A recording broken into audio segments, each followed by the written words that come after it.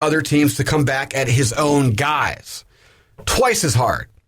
So it's kind of like a give or take, tick for tack. Pick your own battles here.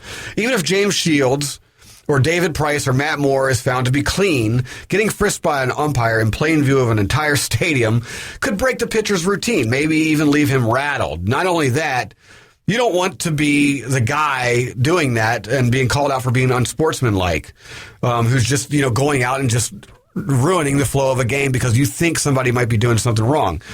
So Tony La Russa, going back to the beginning of this conversation, back to the beginning of this question, Tony La Russa might have considered sportsmanship when he took the high road with Rogers, even when the pitcher's hand was so blatantly brown that deniability had flown out the window.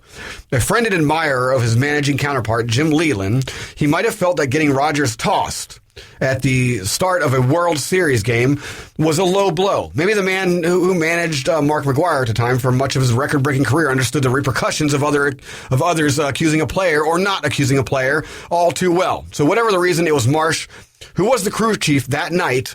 Marsh, whom La Russa asked not to check Rogers' hand and potentially run him out of the game. So with so many variables floating around, and floating through the manager's mind, so little impetus from umpires to go after offenders, and so much to gain for a pitcher who does it just right, the conditions could be ripe for the spitball to return, but not so fast. Brian Matusz now stands accused. Hey, I just made that rhyme. And he's appealing his 8-game suspension, and we'll see what happens. So perhaps precedents will smile on him when that day comes, when the ruling actually comes in.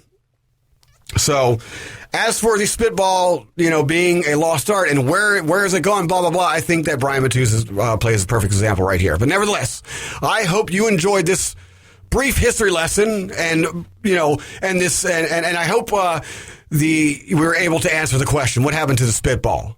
But moreover, more importantly as well, I hope you enjoyed this brief history lesson. Big Game James show. I'm going to get out of here. I have actually got to, I have to run and work a game 1 of the NCAA regionals right now, and I have to go produce that show. So I actually have to run out the door right now. This is Big Game James Show, thinkslinger.org. Go over there, visit our new website, scream-radio.com, check it out. We have some great episodes over there, and be sure to like us on Facebook, facebook.com/BGJ Show, facebook.com/BGJ Show. Until next time, this is James F. Thomas IV signing off for the Big Game James Show.